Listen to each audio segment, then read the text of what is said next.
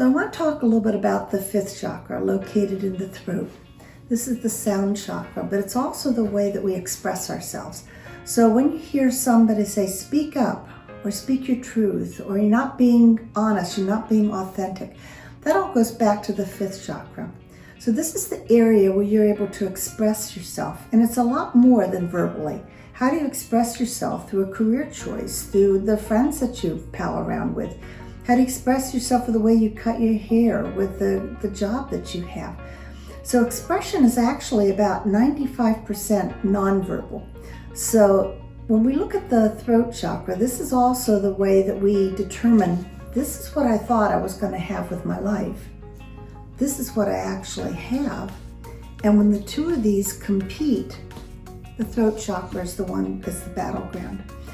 So when we look at people and how they express themselves, it can be as simple as saying a preference, or it could be, I just don't want to talk very much. So why is it that somebody would have problems with the throat chakra? And sometimes you may have clear your throat a lot. You might have tight jaws, grinding your teeth. Maybe you have low headaches. You just feel like you hold a lot of tension in here.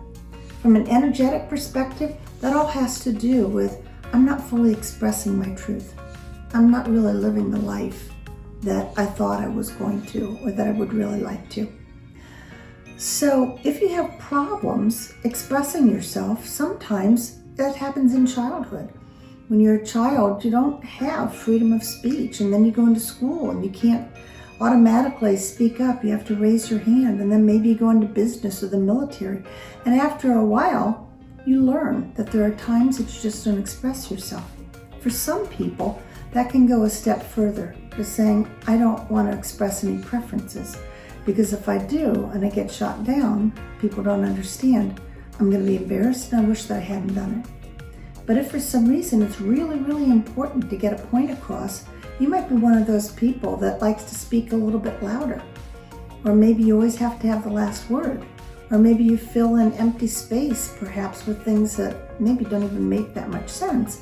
But it says, I'm here, pay attention to me, notice me.